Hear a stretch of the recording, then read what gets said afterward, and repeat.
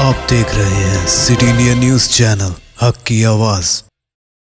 నమస్కారం, మీరు చూస్తున్నారు సిటీ ఇండియా న్యూస్।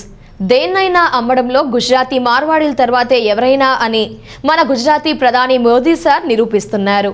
మోదీ గారు చెప్పేదొకటి చేసేదొకటి అని దేశం ప్రజలకు ఇప్పుడిప్పుడే అర్థమవుతోంది।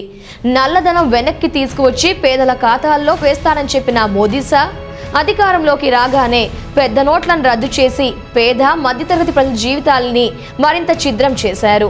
నోట్ల రద్దుతో సామాన్యులు బ్యాంకుల దగ్గర ఏటీఎంల దగ్గర రోజుల తరబడి క్యూలో నిల్చొని చనిపోయిన ఘటనలు ఉన్నాయి। కానీ వేల కోట్ల కొత్త నోట్లు ఈజీగా బడాబాబులకు చేరిపోయాయి। అది ఘనత వహించిన మోదీ గారి పాలన। సబ్కా సాత్ సబ్కా వికాస్ నినాదాన్ని తన గుజరాతీలైన అదానీ కా సాత్ అంబానీల కా వికాస్ గా మార్చేశారు। ఇక అసలు విషయానికి వద్దాం। పాలకులకు ఆస్తులుంటే ఒకటి, ప్రభుత్వ భూములు రెండోది।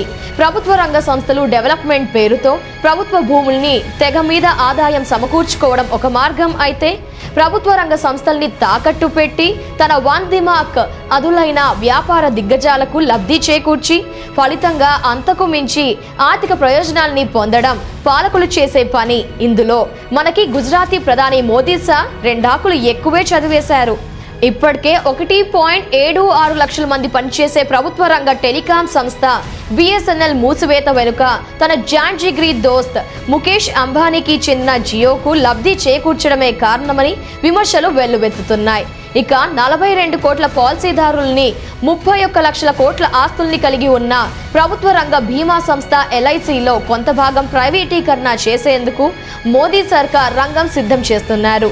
పెట్టుబడులు ఉపసంహరణ ద్వారా 2,10,000 కోట్లను సేకరించాలని కేంద్ర ప్రభుత్వం లక్ష్యంగా పెట్టుకొని LICలో 25% వాటాల్లో అమ్ముకోవడానికి సిద్ధమవుతోందని వార్తలు వస్తున్నాయి।